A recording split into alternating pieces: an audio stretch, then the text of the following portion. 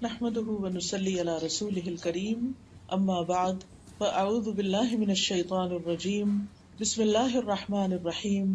آج ہم انشاءاللہ سستی کے موضوع پر بات کریں گے، کیونکہ سستی جو ہے یہ نفاق کی علامت ہے، اور نفاق جو ہے، منافقت جو ہے، یہ ایک بہت خطرناک بیماری ہے جو سستی سے جنم لیتی ہے۔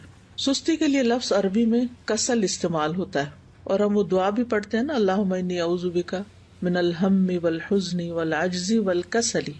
تو یہ جو کسل ہے، اس کا مطلب ہوتا ہے کہ انسان کی طبیعت دین اور دنیا کے ایسے کام کرنے سے بوجھل ہو جائے جن کے کرنے سے اسے بوجھل نہیں ہونا چاہیے، شوق سے کرنا چاہیے ان کو، لیکن انسان ان چیزوں کو کرنا نہ چاہے، اور اس کی طبیعت میں کر کے تھکن ہو، اور وہ بور ہو رہا ہو، اور اس کا دل گھبرا رہا ہو۔ تو سستی جو ہوتی ہے یہ انسان کی دشمن ہوتی ہے، اور اس سے باہر نکلنے کی ضرورت ہوتی ہے انسان کو، کیونکہ یہ زندگی ہمیں ایک دفعہ ملی ہے نا، بار بار تو نہیں ملے گی، اور اگر ہم نے اس کو میکسیمم اچھے کاموں میں استعمال نہیں کیا تو آخرت میں نقصان ہوگا، اور پھر سخت پریشانی ہوگی، اور پھر ہم واپس نہیں پلٹ سکیں گے اور کچھ کر بھی نہیں سکیں گے۔ تو اس لیے بہت ضروری ہے کہ ہم یہیں پر اس دنیا میں ہی اپنی اصلاح کر لیں، اور ایسی ساری بیماریوں سے نجات حاصل کر لیں اللہ کے اذن سے، اللہ کی مدد سے۔ تو سستی کی دو اقسام ہیں، ایک ہے عقل کی سستی اور دوسری ہے جسم کی سستی۔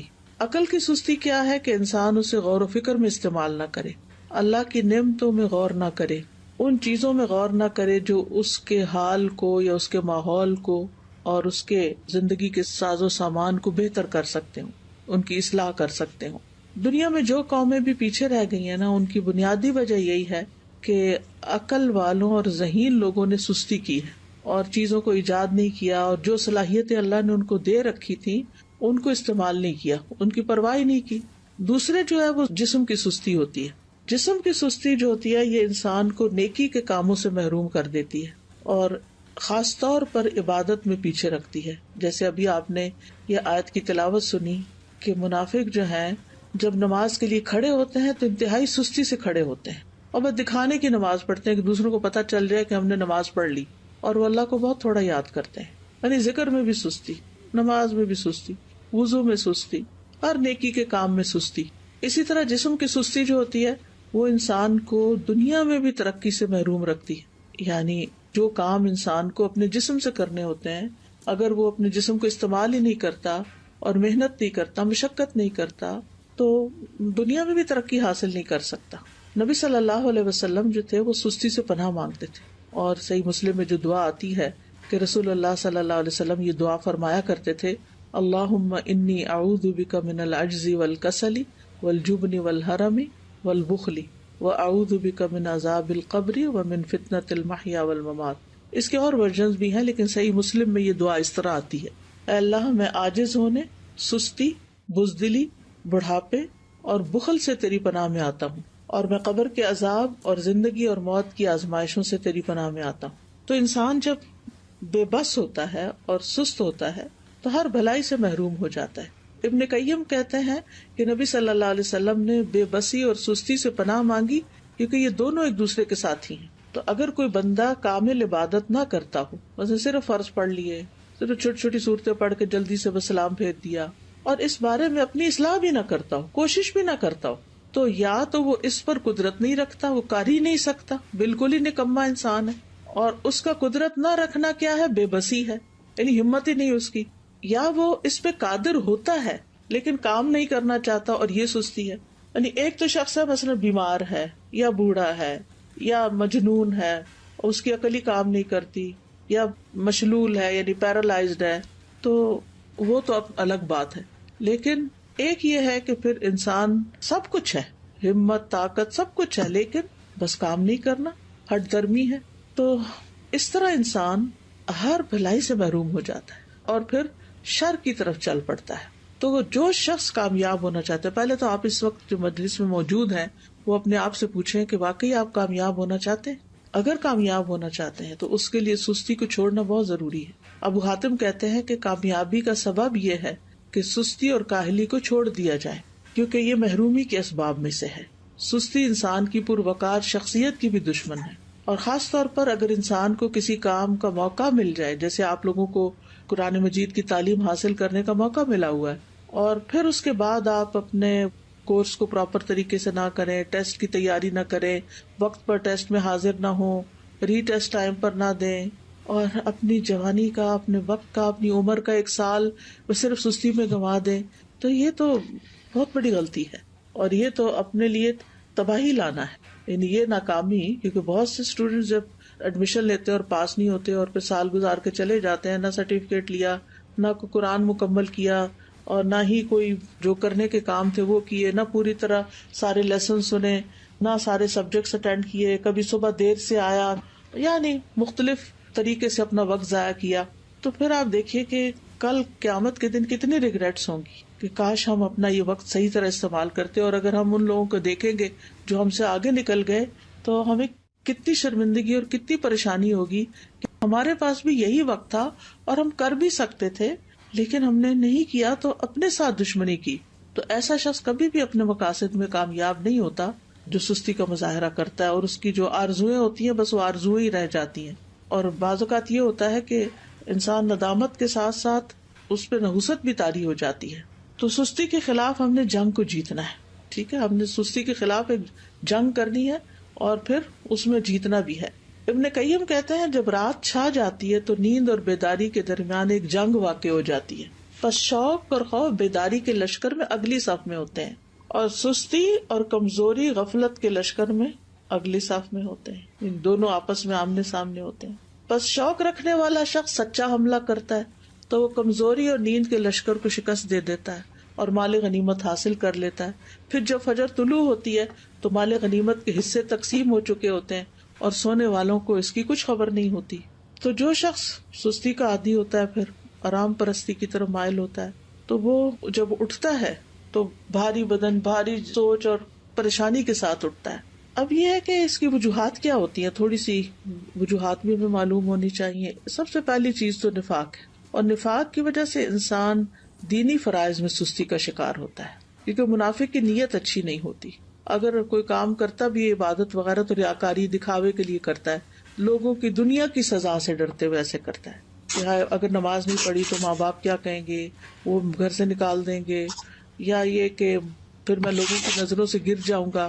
اسی طرح یہ ہے کہ لیسن صرف استاد کے ڈر سے یاد کرنا، قرآن کے شوق میں یاد نہ کرنا، قرآن سے محبت کی وجہ سے یاد نہ کرنا، ڈپلوما کورس کرنا تعلیم القرآن کا لیکن اللہ کی خوشنودی کے لیے نہ کرنا، صرف ماں باپ کی خاطر کر لینا، یا پھر یہ کہ لوگوں کو بتانے کے لیے جی اس نے قرآن پڑھا ہوا ہے. تو ہمیں اپنی نیت کی بھی اصلاح کرنی ہے اور پھر اللہ کی محبت میں یہ کام کرنا ہے اور پورے شوق کے ساتھ کرنا ہے. دوسری وجہ ہوتی ہے آرام پسندی، یعنی انسان اپنے آپ کو کوئی تکلیف نہیں دینا چاہتا، بس آرام ہی کرنا چاہتا ہے. اور تیسرا یہ ہے کہ بعض اوقات انسان کی جو فراغت ہوتی ہے کہ اس کے اوپر کوئی بڑی ذمہ داری نہیں، کوئی اس کے مقاصد نہیں زندگی میں، تو پھر اس کے لیے کوئی موٹیویشن ہی نہیں ہوتی، بس ایسے ہی ادھر ادھر ہاتھ پاؤں مارتا رہتا ہے اور لگ کے کوئی کام نہیں کرتا. اور صحابہ جو تھے وہ فارغ انسان کو سخت ناپسند کرتے تھے. ابن مسعود کہتے ہیں رضی اللہ عنہ، میں اس بندے کو پسند نہیں کرتا جسے میں بالکل فارغ دیکھتا ہوں، نہ وہ دنیا کے کسی کام میں مشغول ہوتا نہ آخرت کے کام میں، بس بیکار بیٹھے ہوتے ہیں لوگ. آپ نے دیکھا ہوگا کہ ہمارے یہاں کتنا عام ہے، پارکوں میں بیٹھے ہیں لوگ، سڑکوں پہ بیٹھے ہیں، فٹ پاتھ پہ بیٹھے ہیں، فارغ ہیں، بینچوں پہ بیٹھے ہیں، کوئی سگریٹ پی رہا ہے، کوئی باتیں کر رہا ہے، کوئی ٹھٹے مار رہا ہے، بس ادھر ادھر کی باتیں. پھر اسی طرح یہ ہے کہ ایک اور وجہ یہ بھی ہوتی ہے عیش پسندی، خوشحالی، کہ انسان کو جب اور لوگ کام کرنے کے لیے، خدمت کے لیے مل جاتے ہیں تو پھر وہ خود کام نہیں کرتا اور اس طرح وہ بیکار رہنے کا عادی بن جاتا ہے. لیکن بہت سے عقل مند مالدار لوگ ایسے دیکھے گئے ہیں، وہ کام کر کے خوش ہوتے ہیں، ان کے پاس مال ہوتا ہے، وہ بہت سے خادم رکھ سکتے ہیں لیکن پھر بھی وہ اپنا کام خود کرتے ہیں، اپنی گاڑی خود چلاتے ہیں. اور اگر آپ یہاں پر آ کر آپ دیکھیں تو لوگ ملینئر ہوں گے لیکن اپنی کار خود ڈرائیو کر رہے ہوں گے، اپنا گھر خود صاف کر رہے ہوں گے، اپنا گارڈن خود مینج کر رہے ہوں گے. تو جو عیش پسند لوگ ہوتے ہیں وہ پھر سست ہو جاتے ہیں، اور پھر جب انسان کے اوپر بہت زیادہ سستی آتی ہے تو انسان زندگی کے لطف سے بھی محروم ہو جاتا ہے، کیونکہ جب مصروفیت زیادہ نہیں ہوتی تو پھر انسان بور ہونے لگتا ہے، اور وہ بوریت جو ہے وہ انسان کی صلاحیتوں کی قاتل بن جاتی ہے. پھر اسی طرح ایک اور چیز جو بہت سست کر دیتی ہے انسان کو، وہ ہے زیادہ کھانا پینا. جو انسان زیادہ کھاتا ہے، زیادہ سوتا ہے، اس سے بہت سی بلائیاں چھوٹ جاتی ہیں. اور پھر اسی طرح بہت زیادہ سونا جو ہے، نیند، یہ بھی انسان کو سست کر دیتا ہے. جب آپ ضرورت کے مطابق سوتے ہیں تو آپ ایکٹیو اٹھتے ہیں، اور جب زیادہ سو لیتے ہیں نا، جیسے ویکینڈ پہ آپ لوگ، بس یہ تو لازم ہے نا کہ ویکینڈ پہ زیادہ سونا ہے، تو زیادہ سو لیتے ہیں تو جب آپ اٹھتے ہیں تو ایسے طبیعت پریشان ہوتی ہے، آنکھیں بوجھل ہوتی ہیں، جسم تھکا ہوا ہوتا ہے، اور پھر سارا دن کوئی خاص کام بھی نہیں ہوتا. لیکن جو لوگ اپنے ویکینڈ کو بھی، سنڈے کو بھی ٹائملی اٹھ جاتے ہیں، نماز اچھے سے پڑھتے ہیں، اذکار کرتے ہیں، قرآن کی تلاوت کرتے ہیں، اپنے جو کام سوچے ہوئے ہوتے ہیں چھٹی کے دن کرنے کے، ان کو ترتیب بار کرنا شروع کر دیتے ہیں، تو ان کا دن پروڈکٹیو ہوتا ہے اور وہ خوب ایکٹیو ہو کے دن گزارتے ہیں. ابن قیم رحمہ اللہ کہتے ہیں کہ بہت زیادہ سونا دل کو مردہ کر دیتا ہے، جسم کو بھاری کر دیتا ہے، وقت کو ضائع کرتا ہے، اور یہ بہت زیادہ غفلت اور سستی پیدا کرتا ہے. پھر اسی طرح لمبی امیدیں لگانا، اچھا یہ ہو جائے تو پھر وہ بس سوچتے رہنا، سوچوں میں پڑے رہنا. پھر 8ویں چیز ہے سست لوگوں کی مجلس اختیار کرنا. جب انسان کی دوستی ایسے لوگوں کے ساتھ ہوتی ہے نا جو نکمے ہوتے ہیں تو اس کو بھی نکما کر دیتے ہیں. لیکن اگر آپ ایکٹیو لوگوں کے بیچ میں بیٹھیں گے تو آپ سست نہیں رہیں گے، کیونکہ آپ کو شرم آئے گی کہ سارے لوگ تو کچھ کر رہے ہیں اور میں فارغ بیٹھا ہوں. تو بلند ہمت لوگوں کی دوستی اور ان سے تعلق جو ہے وہ اختیار کریں، کیونکہ ماحول کا جو بگاڑ ہوتا ہے نا، یہ انسان کی فکری صلاحیتیں، نفسیاتی، بدنی، ان سب چیزوں کو متاثر کرتا ہے. اور پھر اسی طرح یہ ہے کہ ایک اور چیز، کاموں کو مؤخر کرنا، اچھا کر لیں گے، یہ بھی ایک بہت مہلک بیماری ہے اور شیطان کا ایک حربہ ہے. یہ منافق جو ہوتے ہیں وہ نماز بھی بڑی لیٹ پڑھتے ہیں، سستی سے تو آتے ہی ہیں لیکن دیکھتے رہتے ہیں اچھا ابھی ہے وقت، ابھی ہے وقت، اچھا ابھی اٹھ جاتا ہوں، ابھی اٹھ جاتا ہوں. لیکن پھر کیا ہوتا ہے، کبھی نماز کا وقت بہت لیٹ ہو جاتا ہے اور کبھی ختم بھی ہو جاتا ہے. تو سستی جو ہے وہ سراسر نقصان دہ ہے. ہماری عبادات پر اس کا منفی اثر پڑتا ہے، عبادات میں کوتاہی ہوتی ہے، دل سخت ہو جاتا ہے، دل پہ زنگ لگ جاتا ہے، احساس ذمہ داری ختم ہو جاتا ہے. پھر انسان اپنے آپ کو جھوٹی تسلیاں دیتا رہتا ہے، اچھا پھر میں یہ کر لوں، پھر کل چلا جاؤں گا، پرسوں نکل جاؤں گا. غزوہ تبوک اگر آپ نے پڑھ لیا ہو تو اس میں جو لوگ 3 پیچھے رہ گئے تھے، وہ کس وجہ سے پیچھے رہ گئے تھے؟ صرف سستی کی وجہ سے، حالانکہ ان کے پاس سواریاں تھیں. پھر اسی طرح یہ کہ سستی کی وجہ سے انسان کا بڑا قیمتی وقت ضائع ہو جاتا ہے، کیونکہ انسان اس سستی کے وقت کو کسی پروڈکٹیو اور بہت اچھے مفید کام میں نہیں لگا پاتا، انسان کے وقت کی برکت بھی اٹھ جاتی ہے. تو اس لیے بہت ضروری ہے کہ ہم جلد از جلد سستی کا علاج کریں اور اس سے چھٹکارا پائیں. سب سے پہلی چیز اللہ سبحانہ وتعالیٰ سے مدد، اللہ سبحانہ وتعالیٰ سے مدد مانگے، کیونکہ اللہ ہی مددگار ہے. واللہ المستعان، نبی صلی اللہ علیہ وسلم نے فرمایا وَاسْتَعِن بِاللَّهِ وَلَا تَعْجِزْ، اللہ سے مدد مانگو اور کمزور نہ پڑو، عاجز نہ بنو. اسی حدیث میں آتا ہے احرص علی ما ينفعک، جو چیزیں تمہیں نفع دینے والی ہیں ان کی حرص رکھو، یعنی ان کے لیے ایک شوق رکھو اپنے دل میں. تو بہرحال اللہ سے مدد مانگنی اور نیت کر لینی ہے کہ میں نے اللہ کی مدد سے انشاءاللہ اپنی سستی چھوڑ دینی ہے. اور پھر یہ دعا بھی پڑھنی ہے، اللہم انی اعوذ بک من الہم والحزن والعجز والکسل، آخر تک. یہ روزانہ کی دعاؤں میں شامل کر لیں. مثلاً آپ نماز کے بعد بھی پڑھ سکتے ہیں، اتحیات کے جب دروشی پڑھ لیتے ہیں اس کے بعد دعائیں کرنے کا وقت ہوتا ہے اس وقت بھی پڑھ سکتے ہیں. تو تیسرا یہ کہ دن کا آغاز جو ہے نا وہ اذان فجر سے یا تو پہلے کریں یا پھر ساتھ ہی کر لیں، اور پھر وضو کریں، ذکر کریں، نماز ادا کریں. تو اس سے بھی انسان کی ساری گرہیں کھل جاتی ہیں جو شیطان ہر روز انسان پہ سوتے وقت لگا دیتا ہے اور انسان کو تھپکیاں دیتا رہتا ہے کہ ابھی تو رات بہت لمبی ہے.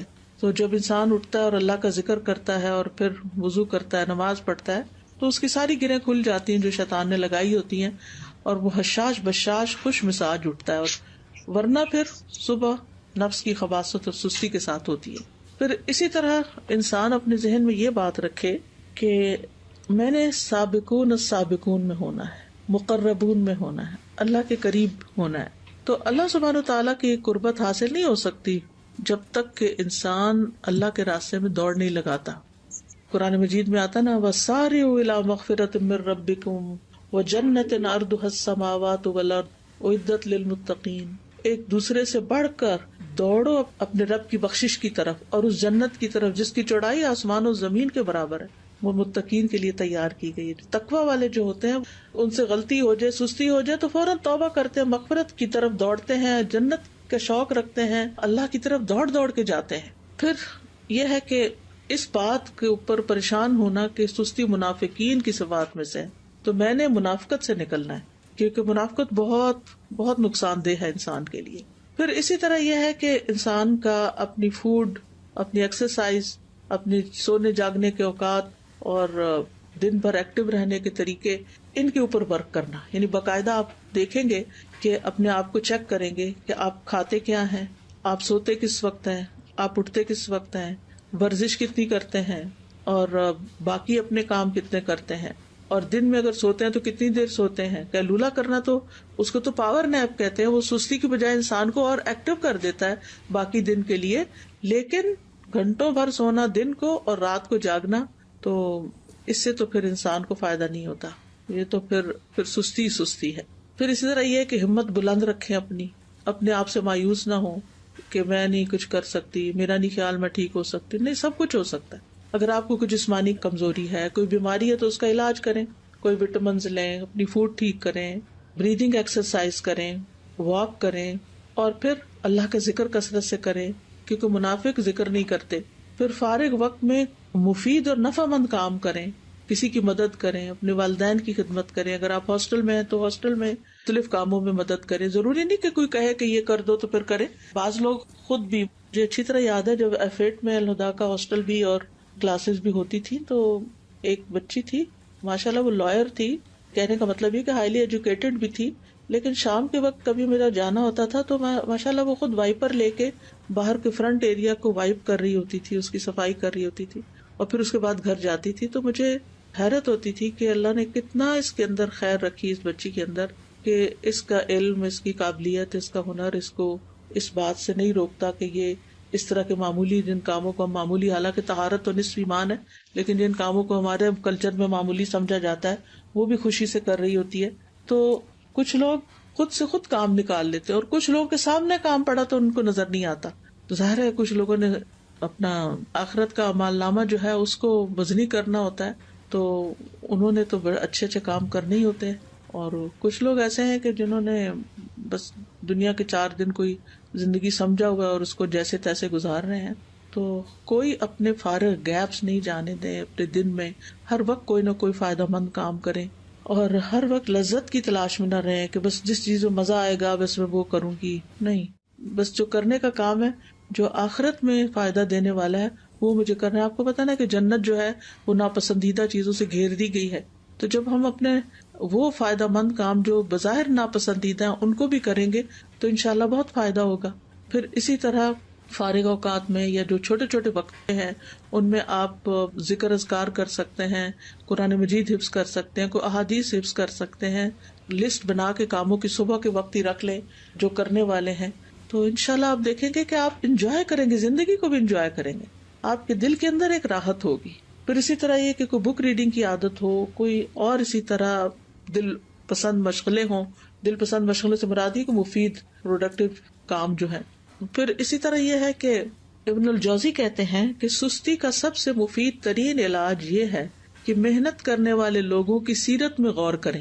محنت کرنے والے لوگوں کی سیرت میں غور کریں کہ بڑے بڑے لوگوں نے کیسے کام کیے. بس حیرت ہے اس پر جو نفع کے موسم میں بیکار رہنے کو ترجیح دیتا ہے، اور جب سرمایہ بکھیر دیا جاتا ہے تو اس کے حاصل کرنے کو چھوڑ دیتا ہے. ایک اور عالم فرقد ان کا نام ہے، کہتے ہیں کہ تم نے کام کرنے سے پہلے فارغ ہونے اور بے عمل ہونے کا لباس پہن لیا. کیا تم دیکھتے نہیں کہ محنت کرنے والے ادنا درجے کا لباس پہنتے ہیں، معمولی لباس پہنتے ہیں، اور جب وہ فارغ ہوتے ہیں تو نہا کر اچھے کپڑے پہن لیتے ہیں، لیکن تم نے کام کرنے سے پہلے ہی فراغت والا اچھا لباس پہن لیا. یہ بہت گہری بات ہے. یعنی جب انسان ینگ ہوتا ہے نا تو اس کا سارا فوکس کس چیز پہ ہونا چاہیے کہ وہ محنت کرے، کام کرے. اور علماء کی سیرت اگر ہم پڑھیں تو حیرانی ہوتی ہے کہ کس طرح ان کے پاس بعض اوقات لباس تک بدلنے کا وقت نہیں ہوتا تھا. بعض اوقات یہ نہیں کہ سستی پاری نہیں کرتے تھے، یعنی ان کی پرائرٹیز کچھ اور ہوتی تھی. اور پھر یہ کہ بعض اوقات پکانے کا وقت نہیں، کھانے کا وقت نہیں، لیکن وہ اپنے کاموں میں اتنے جتے ہوئے ہوتے تھے، اور پھر آج تک ان کے نام تاریخ میں زندہ ہیں، ان کی سیرت ہم پڑھتے ہیں اسی وجہ سے نا کہ جب کام کا وقت تھا تو انہوں نے کام کیا، اور اب وہ انشاءاللہ اپنی قبروں میں آرام کر رہے ہوں گے اور فائدہ اٹھا رہے ہوں گے اپنے کاموں کا. کیونکہ دیکھیں اگر بہت سونے کو دل چاہے نا تو میں آپ کو کہتی ہوں کہ اس زندگی میں تو کام کرنا ہے نا. اللہ کرے کہ قبر آرام کی جگہ ہو تو وہاں تو سونا ہی سونا ہے. سارا آرام مل جائے گا پھر. لیکن اگر آج کام نہیں کیا نا تو کل پھر آرام مشکل ہے. تو یعنی اپنے آپ سے آپ نے خود ہی لڑنا ہے کہ نہیں, نیت کرنی ہے, ارادہ کرنا ہے اور کچھ اپنے ٹارگٹ سیٹ کرنے. تو مجھے امید ہے کہ انشاءاللہ العزیز آپ لوگ اپنی اس کمزوری پہ, بیماری پہ قابو پا جائیں گے. میں یہ نہیں کہتی کہ آپ سب بیمار ہیں, لیکن ہم میں سے ہر شخص کسی نہ کسی درجے میں, کوئی 1%, کوئی 10%, کوئی 20, کوئی 50 اس بیماری کا کسی نہ کسی طرح شکار ہوتا ہے. تو اپنی بیماری کو آئیڈینٹیفائی کر کے اور پھر اس کا علاج کرنا ہے انشاءاللہ العزیز. اللہ تعالیٰ سے دعا ہے کہ وہ ہمیں اس مصیبت سے نجات دے اور ہماری زندگی کا ایک ایک دن بہترین طریقے سے گزرے اور ہم بہترین کام کر سکیں. بارک اللہ فیکم.